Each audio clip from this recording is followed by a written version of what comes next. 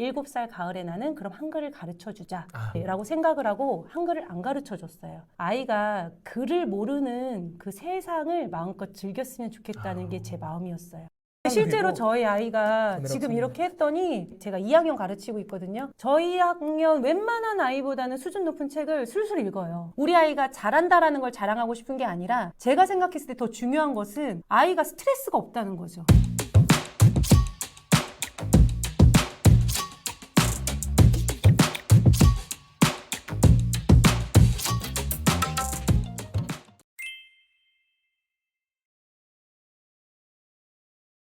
안녕하세요. 가든 패밀리 브루스입니다. 여러분 오늘 정말 특별한 손님을 모셨습니다. 몰입 육아의 저자이신 신지훈 선생님을 모셨습니다. 오늘 시간 내주셔서 감사합니다. 감사합니다. 시청자분들께 소개 한마디 부탁드려도 될까요? 네, 안녕하세요. 저는 21년 차 초등교사이고요. 지금 7살 아이를 키우고 있는 엄마이기도 합니다. 네, 그래서 이 초등교사로서의 경험과 아이를 키우는 엄마로서의 경험을 담아서 몰입 육아라는 책을 이제 세상에 선보였는데요. 네, 오늘 그 이야기를 여러분과 함께 나눠보도록 하겠습니다. 아이들이 스스로 놀게 하는 게 중요하다고 말씀하셨는데 그게 어떤 말씀이신가요? 저희 교실에서의 아이들 모습으로 제가 말씀을 드릴게요. 일단 저희 아이들 쉬는 시간이 10분밖에 안 돼요. 사실 놀기에는 짧은 시간이거든요. 그런데도 그 시간에 아이들은 기가 막히게 재미있을 놀이를 찾아내서 놀이를 합니다. 저희 아이들이 놀 때 보면은 막 잡기 놀이하고 막 뛰어다니는 거 좋아해요. 서로. 근데 좁은 교실에서는 사실 그런 놀이 하기가 쉽지가 않아요. 좁은 공간 안에 여러 명이 있다 보니까 좀 안전상의 그 문제도 있어가지고 재미있는 건 알지만 그럼에도 불구하고 이제 못하게 하는 그런 경우가 대부분이거든요. 근데 이제 아이들은 선생님이 뛰지 말라고 했으니까 뛰지는 않지만 그렇다고 안 하느냐? 자기네만의 방법을 찾아내지. 예를 들면은 뛰지 말라고 했으니까 걸어요? 걷는데 빠른 걸음으로 걸으면 돼요. 근데 그렇게 하면 좀 재미가 덜하니까 자기네들이 뭔가 규칙을 만드는 거예요. 그 책상이 이렇게 있잖아요. 그러면 술래는 이 통로로만 지나가고 책상 사이로는 못 지나간다. 이렇게 자기네들끼리 규칙을 하나 만들어요. 제가 보면서 웃었던 게 블럭을 하나 가져다가 노는데 제가 뛰어다니지 말라고 했더니 제자리에서 풀짝풀짝 뛰면서 한 명이 그거를 아이한테 발 그 밑에 미끄러지듯이 그 블럭을 던지는 거예요. 그래서 그게 발에 맞으면 아웃. 안 맞으려고 그러니까 이 아이는 풀짝풀짝 뛰는 거죠. 근데 교실 막 뛰어다니는 거 아니고 제자리에서만 그냥 뛰니까 선생님으로서도 뭐 제한할 특별할 이유가 없고 그쵸. 아이들은 자기네들이 만든 놀이이다 보니까 그 단순한 놀이가 그렇게 재미있다고 그 놀이에 빠져드는 거예요. 자기네들끼리. 그렇죠. 그래서 아이들은 정말 자기가 만든, 자기가 선택한 놀이를 할 때 정말 그 빠져들고 즐기고 하는 모습을 볼 수가 있는데 그게 바로 몰입입니다. 그렇기 때문에 설계하는 놀이가 중요하기도 하고요. 그래서 이렇게 설계하는 놀이를 하면은 아이들이 뭘 하고 놀까 생각을 하잖아요. 첫 번째 창의성이 발달하겠지요. 그리고 아이들이 이 의견은 어때? 그거는 이래서 안 좋은 것 같은데 수용과 반박의 논리가 오가다 보니까 논리적인 사고가 발달할 수밖에 없어요. 자, 그래서 학교에서 아이들이 그런 노는 모습을 보면서 여기에서 우리가 아이들이 진짜 좋아하는 진짜 놀이의 힌트를 찾을 수 있을 것 같아요. 우리 가정에서의 모습을 한번 살펴볼게요. 가정에서 우리 부모님들 아이들이 놀아줘 심심해 나 뭐해 이제 이렇게 이야기를 하면은 부모님들께서 무서워요. 네, 무섭죠. 그러면 이제 부모님들께서 이 아이에게 심심하다는 그 말을 들었을 때 미안해하세요. 죄책감을 느끼는 부모님들도 계세요. 그러다 보니까 이제 부모님들께서 어떻게 하세요? 검색하시죠. 어떤 재밌는 놀이가 있을까? 막 검색을 해서 이거 재밌겠다. 골라서 주문하시고 이제 기다리세요. 부모님 너무 설레시죠. 이거 오면 우리 아이가 분명히 좋아할 거야. 그래서 이제 그게 와가지고 도착을 해서 아이에게 짜잔 이렇게 아이들이 좋아하긴 하는데 생각보다 그게 오래 가지는 않아요. 왜 아이들은 한두 번 가지고 놀면 그만일까요? 일단 놀이 장난감 같은 경우에는 이미 누군가에 의해 설계가 되어 있어요. 장난감을 가지고 노는 방법이 있잖아요. 그쵸. 그 이상을 벗어나지를 못해요. 그러면 부모님들께서는 또 다른 걸 찾으시죠. 근데 그 한계를 이제 우리 부모님들께서 끊으셔야 해요. 처음에 말씀드렸던 진짜 놀이를 아이에게 선물해 주셔야 합니다. 어떻게? 심심해? 놀아줘? 이야기할 때 심심함을 허락하시면 돼요. 그냥 냅두라고요. 네. 심심하게. 네. 아빠도 심심해 하면 돼요?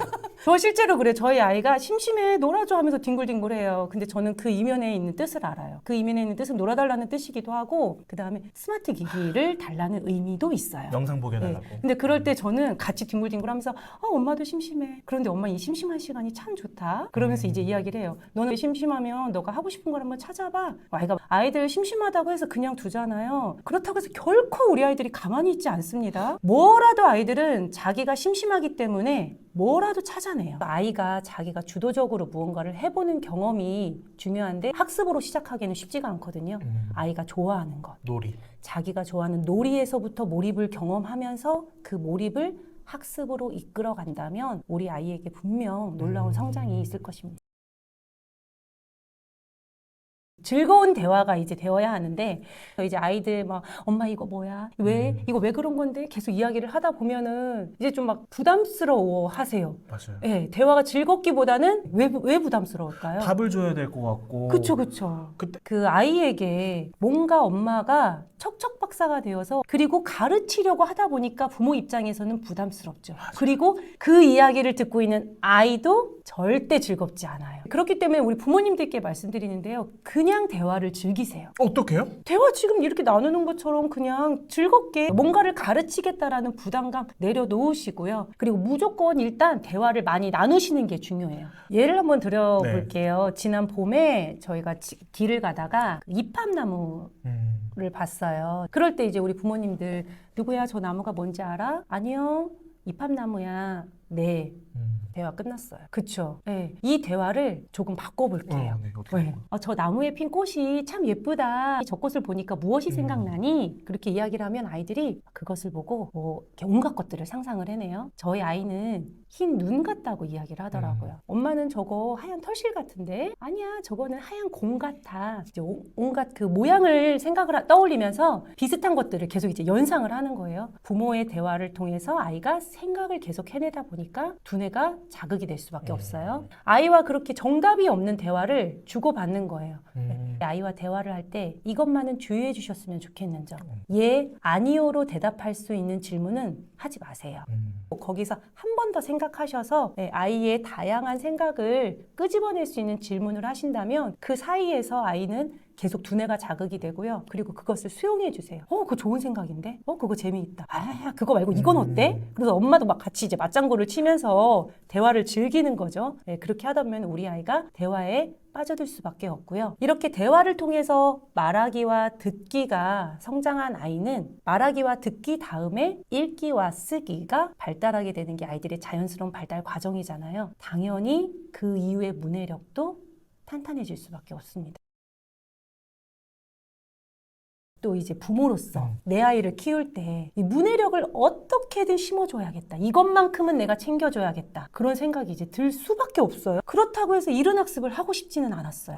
네, 그래서 고민한 끝에 6개월만 선행을 하자라고 저는 생각을 했어요. 초등학교 1학년 입학할 때 기준으로 생각을 해서 6개월. 네, 6개월. 그래서 7살 가을에 나는 그럼 한글을 가르쳐주자라고 생각을 하고 한글을 안 가르쳐줬어요. 근데 사실 그게 일부러 한글을 안 가르쳐주려고 그런 건 아니고요. 아이가 글을 모르는 그 세상을 마음껏 즐겼으면 좋겠다는 게 제 마음이었어요. 글 모르는 사람이 없죠. 거의 없잖아요. 글 모르는 시대는 어떻게 보면 인생을 통틀어서 그래요. 영유아기 정도밖에 없어요. 그러네요. 네, 유일하게 글자를 모르는 이 시기가 자기 멋대로 세상을 바라볼 수 있는 가장 창의적인 시기이지 않나 싶어요.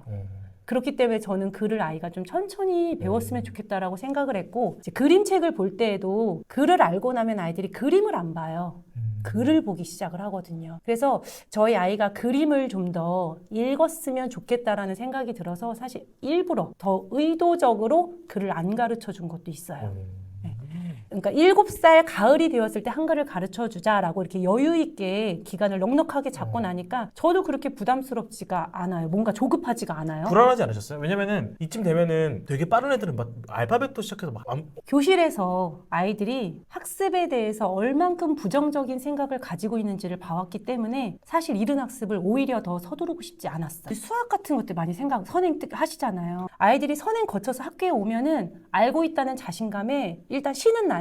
그게 어머님들 바라시는 거잖아요. 안다는 생각 때문에 자신감은 있지만 나 이거 다 알아. 선생님 이야기 안 들어요. 수업 시간에 오히려 집중하지 않는 태도가 누적이 되는 거예요. 이거를 유치하다라고 생각을 해요. 그런데 정작 그 아이들이 그럼 다 아느냐? 그게 아니거든요. 그리고 저희가 수학을 학교에서 가르칠 때는 그 원리에 대해서 왜 그렇게 생각하니에 대한 것들을 상당히 많이 아이들과 대화를 하고 수업 시간에 발표도 많이 하고 그러거든요. 왜 그렇게 생각하니? 선생님 그건 학원에서 안 배웠어요. 라고 이야기를 하면서 오히려 억울해하는 아이도 있어요. 약간 그런 것에 대한 것들을 보아왔기 때문에 굳이 이런 학습을 내가 우리 아이에게 서두를 필요 없다. 중요한 것은 지금 한글을 하나 더 아는 게 중요한 게 아니라 학습을 싫어하지 않는 것, 학습에 대한 부정적인 감정이 없이 기꺼이 즐거운 마음으로 학습을 할 수 있는 것. 그게 저는 가장 중요하다라는 생각이 들어서 굳이 이런 학습을 서두를 필요가 없었고 그렇게 조급하지도 않았어요. 책 읽어줄 때 이것만큼은 꼭 기억하셔야 됩니다. 아이의 사고력, 창의력, 문해력을 키워주는 책 읽기 방법 이런 거 한번 소개 한번 해주실 수 있으실까요? 네. 똑같이 그림책을 읽어줘도 어떤 아이는 그림책을 좋아하는 반면에 어떤 아이는 책 읽자 그러면 막 도망가는 아이도 있어요.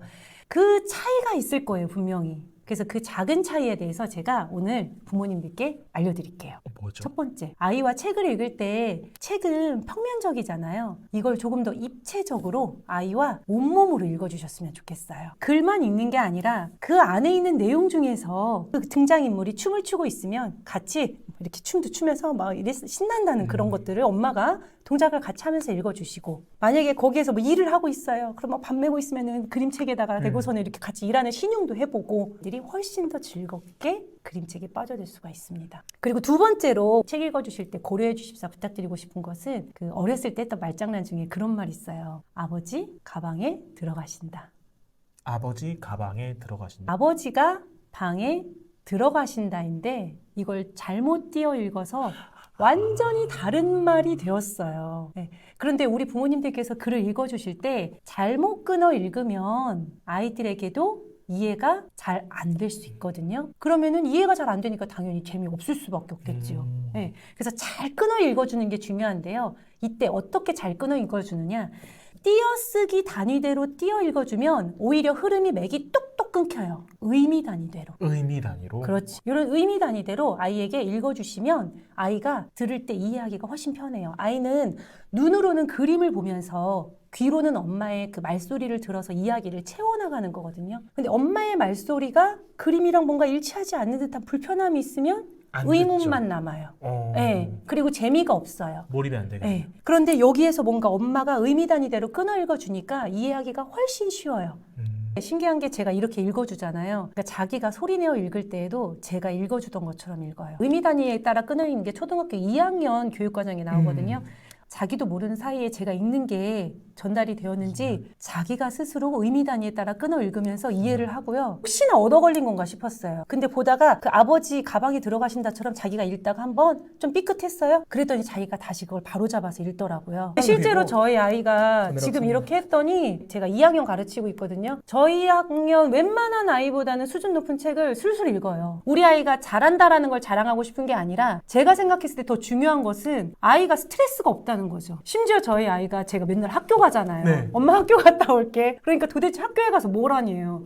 그래서 엄마는 학교에 가서 언니 오빠들 가르치지? 그렇게 이야기를 했어요. 그랬더니 자기도 공부를 하고 싶대요. 근데 저는 아까 이야기 드렸잖아요. 6개월만 내가 선행을 하겠다. 아니야. 유치원 때는 놀아. 공부는 초등학교 때 가서 하는 거야. 그랬더니 아이가 자기 공부하는 책 좀 사주면 안 되냐. 문제집을 사달래요. 그럼 네가 한번 골라봐 해가지고 했더니 자기가 재미있게 할 만한 거를 고르더라고요. 그러더니 그 문제집 한 권을 4일 만에 문해력 문제집 한 권을 다 풀었어요. 제가 하라고 안 했어요. 저 안 시켰고요. 사실 어려운 건 아니에요. 7살 아이가 자기가 재미있게 할 만한 걸 골랐으니까 그렇게 어려운 건 아니지만 말씀드렸던 것처럼 공부에 대한 스트레스가 없다. 그리고 세 번째, 우리 부모님들 책 읽어주신 다음에 이제 독후 활동을 무엇을 해줘야 되나 고민 많이 하실 거예요. 굳이 부모님도 부담스럽고 아이도 과제로 느껴지는 독후 활동은 안 하셔도 됩니다. 대신에 생활로의 연결고리를 아이에게 찾아주시면 돼요. 예를 들면 어떤 말씀이시죠? 제 오랜 친구 이야기인데요. 친구가 조카들에게 구름빵 그림책을 읽어줬대요. 그러고 나서 아이들한테 비 오는 날 밖에 나가서 나무에 걸려있는 구름 하나 가지고 오면 구름빵 만들어주겠다. 그거 먹으면 너희도 홍비랑 홍시처럼 하늘 날 수 있어. 그러니까 비만 오면 조카들이 구름 잡으러 나간다는 거예요. 비 오면 뭐 떠올리세요? 우산? 네. 내 우산 가지고 왔나? 그런 생각 하잖아요. 그런데 우리 아이들은 비가 오는 날마다 구름빵을 떠올렸어요. 얼마나 이 이야기에 이 아이들이 흠뻑 빠져들었나요? 다른 독후 활동 하지 않아도 이렇게 이야기를 일상으로 가져오는 것만으로도 그 감동의 여운을 오래 느끼게 되는 효과를 가져올 수 있거든요.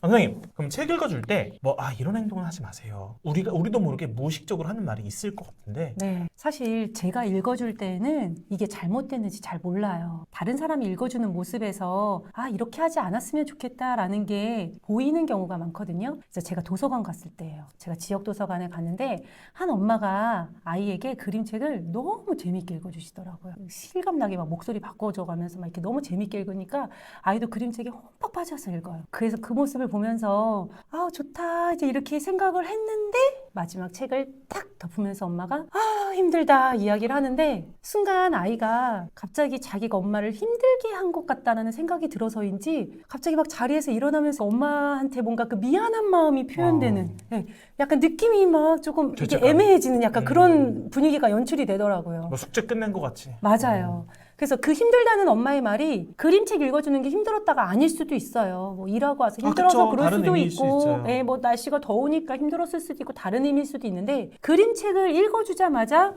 힘들다라고 이야기하는 것은 아이에게는 그림책의 재미를 완전 반감시켰죠.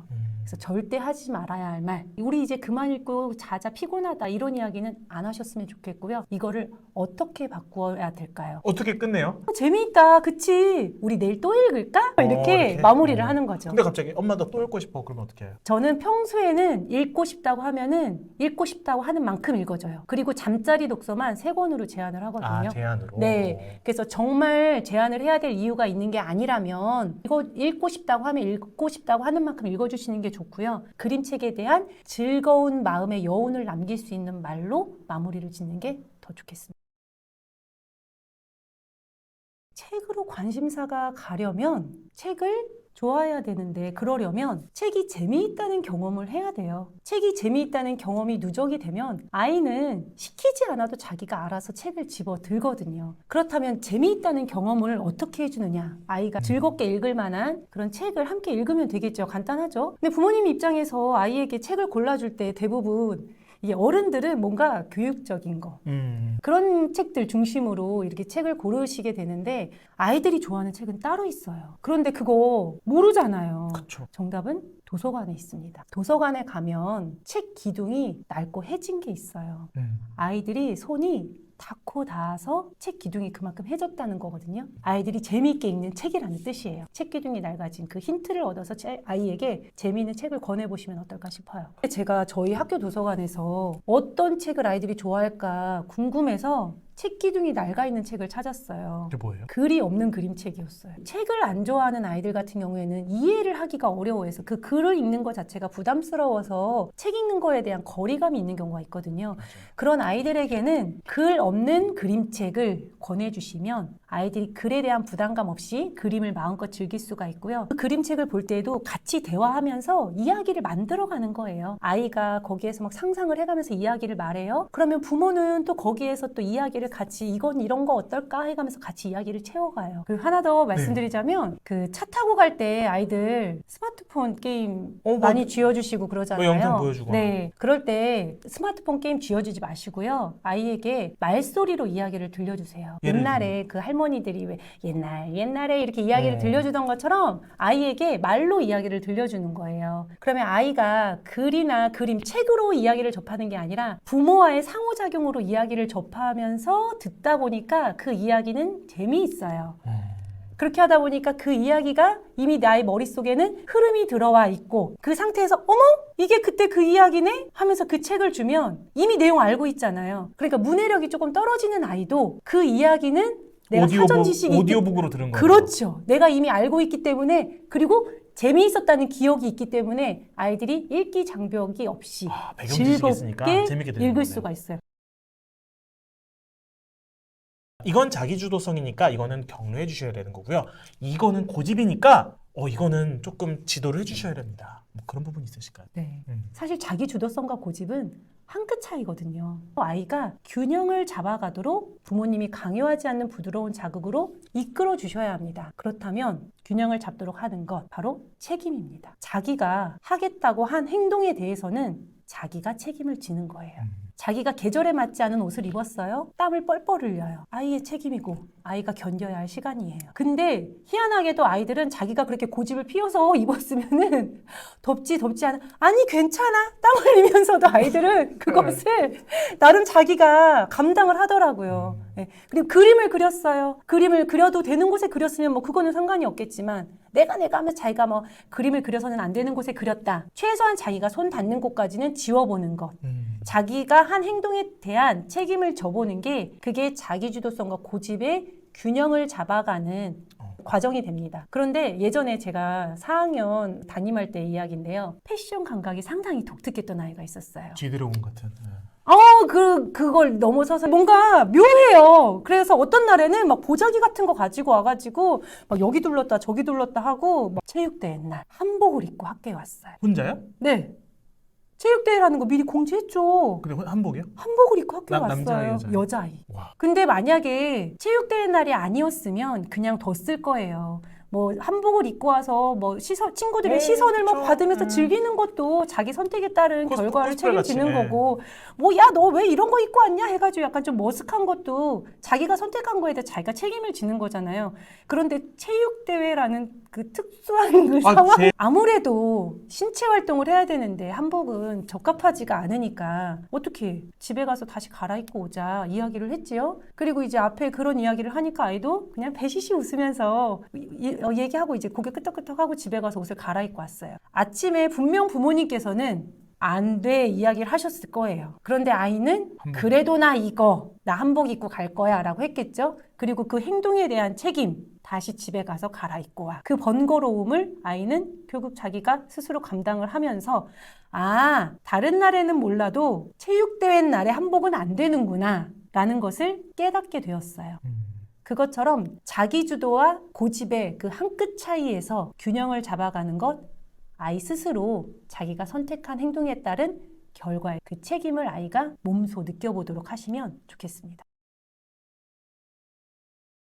네, 우리 아이에게 가장 중요한 것을 선물하기 위해서 우리 부모님들 정말 고민 많으시고 내 아이에게 최고의 것을 주고 싶으실 거라는 생각이 들어요. 그 최고의 것, 몰입에 집중을 하셨으면 좋겠고요. 그 몰입을 방해하는 이른 학습이라든지 부담감들은 조금 내려놓아도 되지 않을까 싶은 생각이 들어요. 내 아이를 누구보다 잘 키우겠다라는 그 조급한 마음 잠시 좀 편하게 내려놓으시고 우리 아이에게 무엇보다도 찬찬히 단계에 맞는 그런 몰입을 경험하게 해주겠다라는 마음으로 함께 하시면 우리 아이에게 훨씬 더 편안한 그런 자연스러운 그런 즐거움, 살아가는 데 있어서의 즐거움, 배워가는 데 있어서의 즐거움, 그 행복감을 아이들이 느낄 수 있지 않을까 싶습니다. 네, 오늘 따뜻한 인사이트 나눠주셔서 너무 감사합니다, 선생님. 감사합니다.